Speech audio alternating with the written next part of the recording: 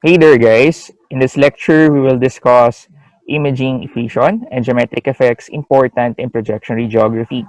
The X-ray used in medical imaging is produced by the X-ray tube, then it will be filtered to remove the lower part of the X-ray spectrum until finally it will be collimated before delivering the beam to the patient.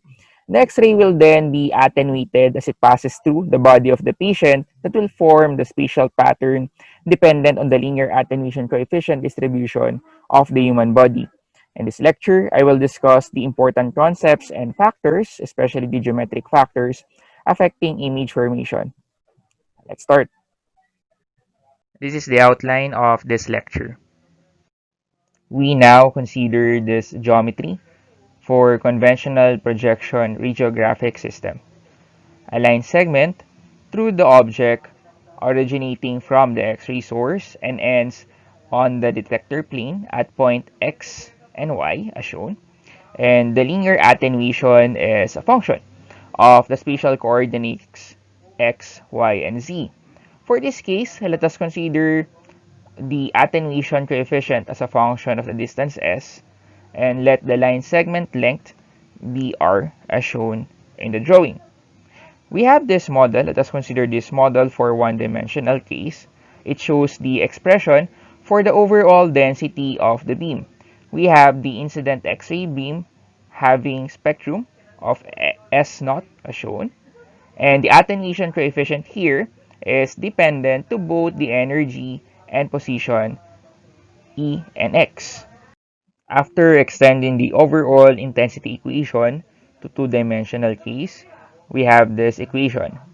After interacting with the body of interest, this intensity of X-ray will hit the detector system, usually radiographic cassette, film, or computer radiography CR system, or it can also be digital detector.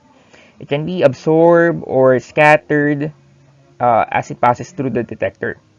S naught again here is the spectrum of the incident X-ray, and the linear attenuation is different for different body parts or organs. The first geometric effect is the inverse square law. It states that the net photon flux decreases as 1 over r squared, wherein r here is the distance from the X-ray origin. Let us use again this figure.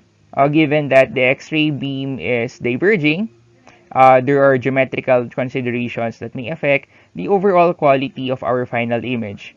First is the effect of distance to the intensity of X-ray.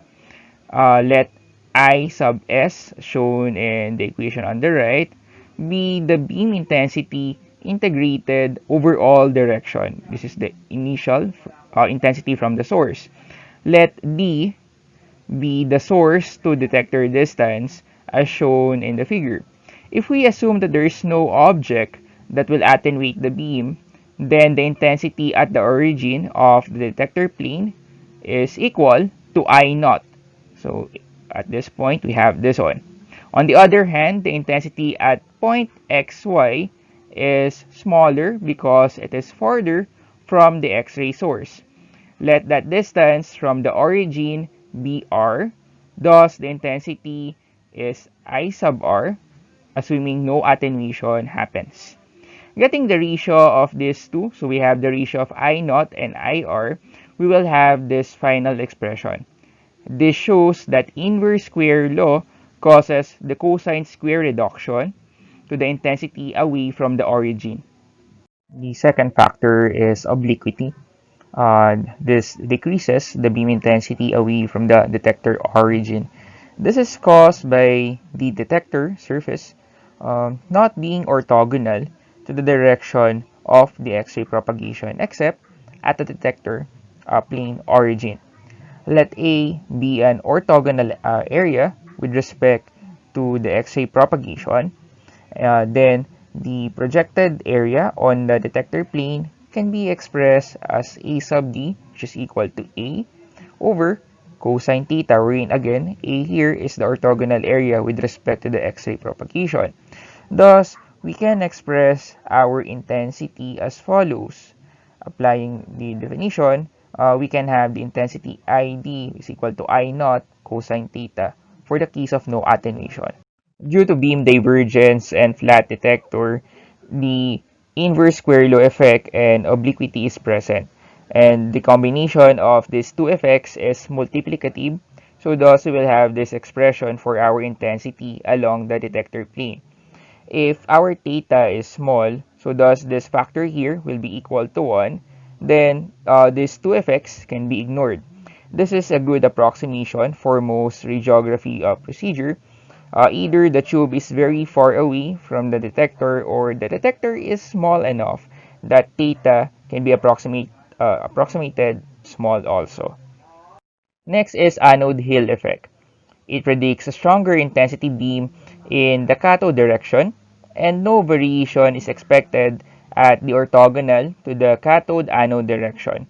The reason for this effect is due to the geometry of the anode that causes a greater attenuation of X-rays directed towards the anode part of our X-ray tube. Thus, the anode hill effect far outweighs the effects of obliquity and inverse square law. The Hill effect is not always a negative factor actually. It can be used to compensate different attenuation through body parts.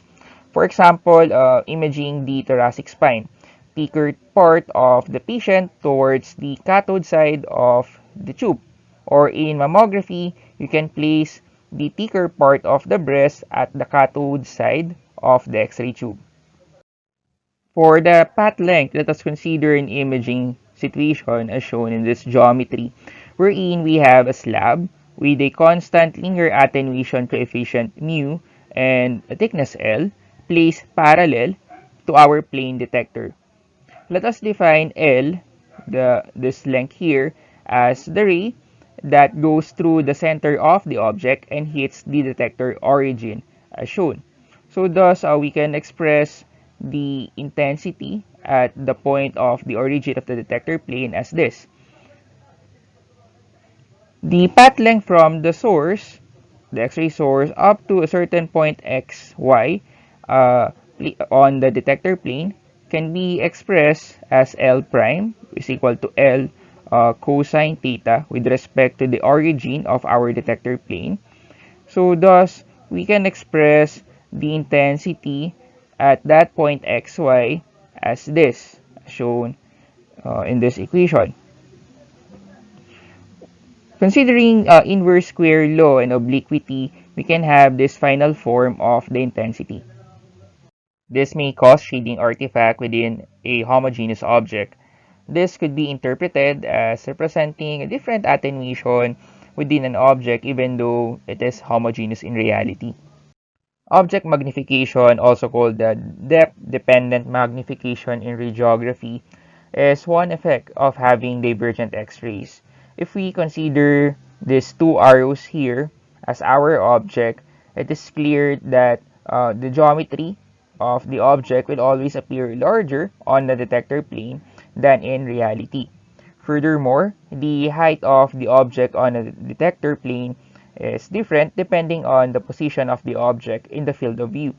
Using the concept of similar triangles, we can come up with this expression of WZ, which is the height of this arrow on the detector plane.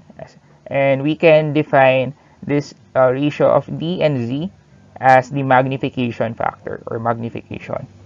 Incorporating the geometric effects we have presented in the imaging equation, let us define first an idealized transmittivity.